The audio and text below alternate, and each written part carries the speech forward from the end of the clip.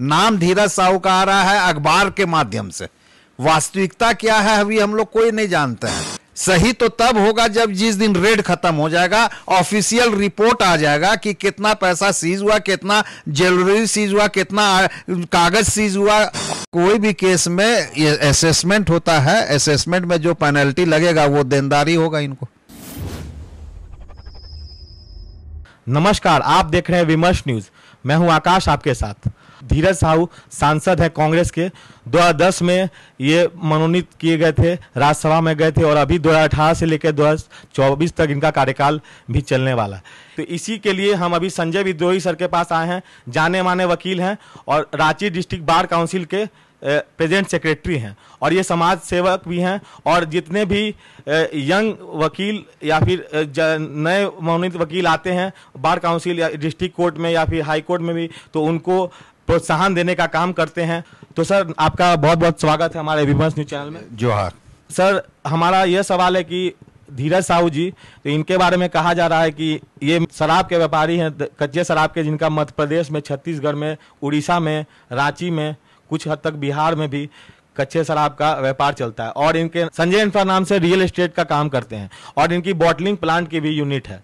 तो सर, इन पर आरोप लगता आ रहा है और इन पर पहले भी मधु कोड़ा की सरकार में भी आरोप लगाया गया था और ये सांसद 1 साल पहले रह चुके थे। अभी ये कार्यकाल ये कर रहे हैं, इनका कार्यकाल चल रहा है। तो ये अभी तक का सबसे बड़ा कहा जाए तो एक घोटाला सामने आ रहा है। तो इसमें कहा जा रहा है कि 100 से ऊपर इनकम टैक्स के अधिकारी इनके उड़ीसा के आवास पर, उड़ीसा के 2-3 आवास पर गए हैं।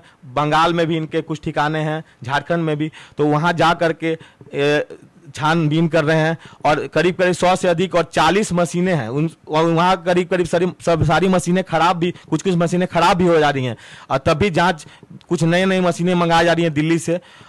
तो इस तरह से काम चल रहा है। और उसके बाद कुछ आभूषणें भी मिली हैं।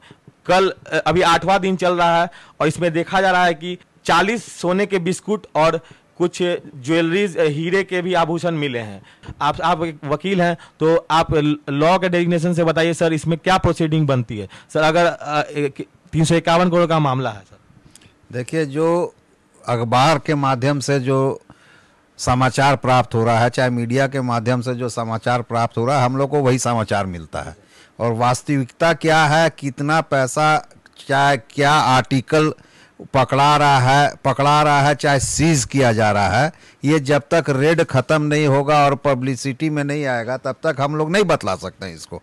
और ये एक इन्वेस्टिगेशन का चीज़ है। इन्वेस्टिगेशन के दरमियान में किसी भी विषय पे बोलना मुनासिब नहीं रहेगा, क्योंकि ये अभी जो इनकम टैक्स का जो सर्वे चल रहा है, चाहे रेड जो किया जा रहा है और जो पैसा पकड़ा रहा है, उसमें कहना बहुत मत। अभी जो है डिप्टी डायरेक्टर ऑफ इन्वेस्टिगेशन का कार्य चल रहा है, उन लोग अपना कार्य कर रहे हैं। इन लोग अपना कार्य करने के पहले जो रेड कंडक्ट खत्म करेंगे, उस समय इन लोग को स्टेटमेंट रिकॉर्ड करना पड़ेगा जितने भी लोगों का, चाहे धीरज साहू जी का हो, जो माननीय हमारे राज्यसभा के सदस्य हैं रांची के, और उनके घर, उनके और भी जो ठिकाने पे बोला जा रहा है। अभी कौन ठिकाना किसका है, नाम धीरज साहू का आ रहा है अखबार के माध्यम से। वास्तविकता क्या है अभी हम लोग कोई नहीं जानते हैं। हम लोग खाली वही जानते हैं जो हम लोगों को बतलाया जा रहा है। तो अभी इन्वेस्टिगेशन चल रहा है, डिप्टी डायरेक्टर ऑफ इन्वेस्टिगेशन इस पे कार्य कर रहे हैं। सीज होगा, सीज होने के पहले जो है स्टेटमेंट रिकॉर्ड होगा। स्टेटमेंट रिकॉर्ड होने के बाद में जितना कागज, चाहे जो भी कैश हो, चाहे ज्वेलरी हो, चाहे और भी कोई आर्टिकल जो सीज होगा, उसको एनालिसिस किया जाएगा।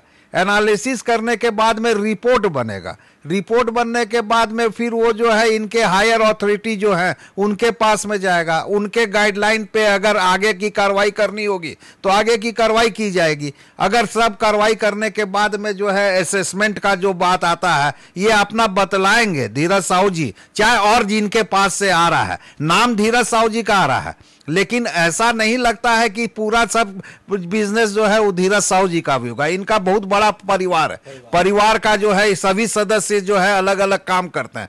किसी एक जगह से पैसा पकड़ाना, माने कहीं से भी पैसा पकड़ा जाना, धीरज साहू जी का नाम आ जाना, ये मुझे नहीं समझ में आता है, ऐसे भी नहीं समझ में आता है। लेकिन जब तक पूर्ण रूप से रेड कंडक्ट नहीं हो जाता है, रिपोर्ट नहीं बन जाता है, और उसके बाद जो है स्टेटमेंट, अगर मान लीजिए स्टेटमेंट लिया जाता है रेड कंडक्ट खत्म करने के पहले, और एनालिसिस करने के बाद में भी अगर आपको लगता है कि नहीं और हमको स्टेटमेंट लेना है, तो ऑफिस में भी बुला के स्टेटमेंट लिया जाता है, जो फाइनल स्टेटमेंट लिया जाएगा, जो डॉक्यूमेंट होगा उसको अप्रेज करके उसका रिपोर्ट बनेगा, जो कि डायरेक्टर जनरल ऑफ इन्वेस्टिगेशन के पास भी जाएगा, उन लोग के आगे जाने का। और ऐसे भी आप देखिएगा फौजदारी मुकदमा चाहे कोई भी मुकदमा होता है, ऐसा थोड़े है कि कोई क्राइम में अगर आपका नाम आ गया तो आप अभियुक्त हो गए, आपको समय मिलता है ना, आपको बतलाने के लिए जगह मिलता है, आपका ट्रायल चलता है। उसी तरीके से यहाँ असेसमेंट होता है, असेसमेंट में आप बतलाइएगा कि किसका क्या है नहीं है,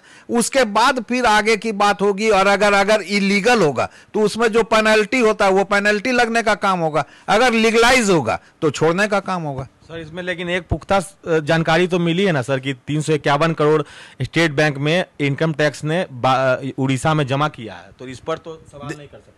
नहीं, इसमें हम कहां सवाल कर रहे हैं। 351 करोड़ हो चाहे 353 हो चाहे 350 करोड़ हो, पैसा जो सीज किया गया है ये अभी हम लोगों के पास में तो अखबार के ही माध्यम से आ रहा है, कोई ऑफिशियल न्यूज तो डिप्टी डायरेक्टर ऑफ इन्वेस्टिगेशन जो है उन लोग ऑफिशियल न्यूज तो अखबार में आ रहा, तो ऑफिशियल न्यूज तो वो दे रही होगी, न्यूज नेशनल चैनल को दे रही है। अगर अखबार की बात कीजिएगा तो एक अखबार में आता है 500 करोड़ की, एक अखबार में आता है 350 करोड़ की, तो आप किसको सही मानिएगा?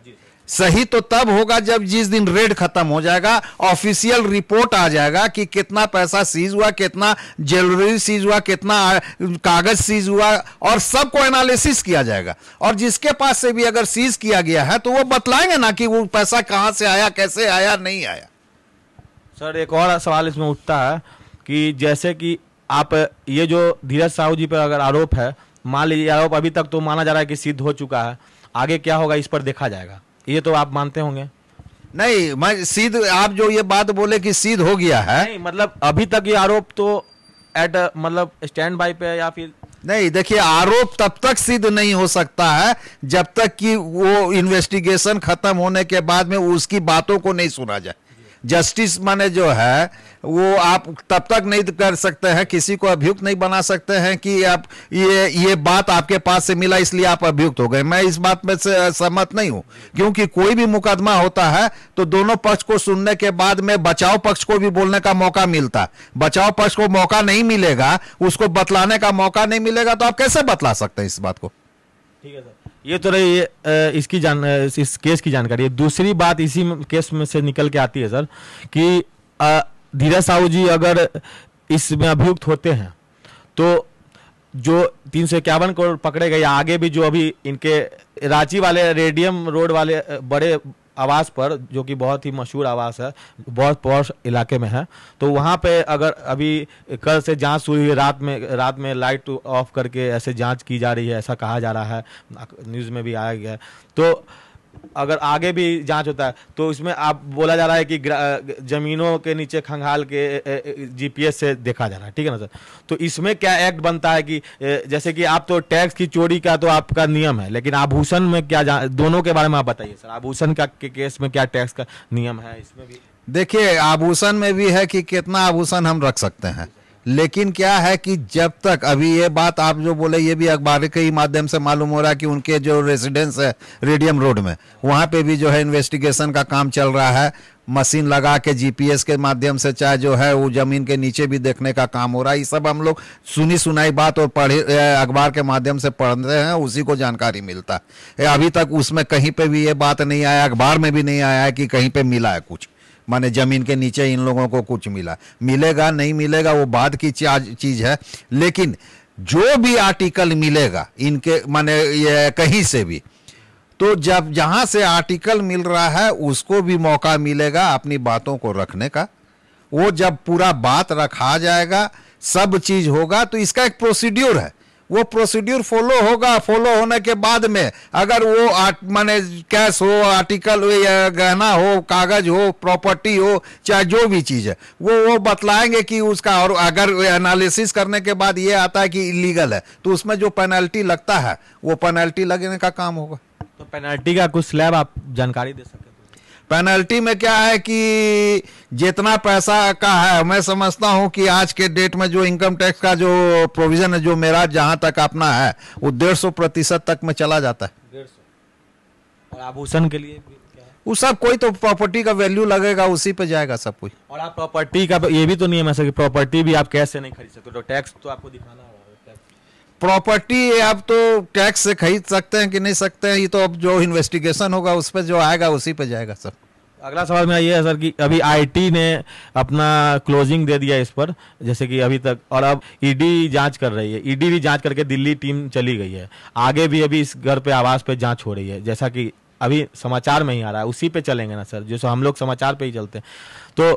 तो इसमें ईडी का क्या डेवलपमेंट हो सकता है? ये मैं नहीं कह सकता हूं कि ईडी के पास जांच गया है कि नहीं गया है, और ये बात अभी ईडी के पास गई है कि नहीं। अभी इनकम टैक्स का रेड हुआ है, ये जानकारी है।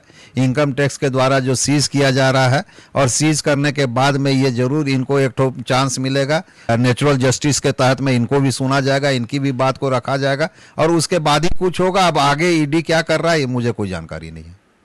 सर आखिरी सवाल मेरा ये है कि इन तरह के केसों में अगर जो अभियुक्त होता है तो वो अपने आप को कैसे बचा सकता है, और अगर नहीं बचा सकता है तो उसको क्या करना चाहिए? नहीं, अभियुक्त अभी मैं बोल ही नहीं सकता हूं कि इनके केस में नहीं, आप किसी भी कॉमन केस में बात करें। माने कोई भी केस में ये असेसमेंट होता है, असेसमेंट में जो पेनल्टी लगेगा वो देनदारी होगा, इनको देना पड़ेगा। नहीं तो और जेल की सजा तो होगी। अब उसके बाद फिर वो निर्धारित होगा कि अगर वो नहीं देते हैं तो क्या होगा।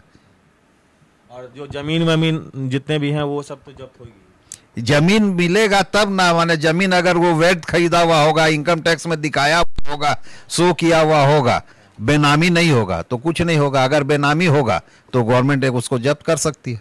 ये आपको क्या लगता है, जो अभी चुनाव करीब है तो इन तरह के जो राजनीतिक से आप देखते हैं इन चीजों को? देखिए, मैं इसमें कोई राजनीति की बात नहीं कर सकता हूं, काहे के लिए ये एक विशेष व्यक्ति के प्रति में जा रहा है।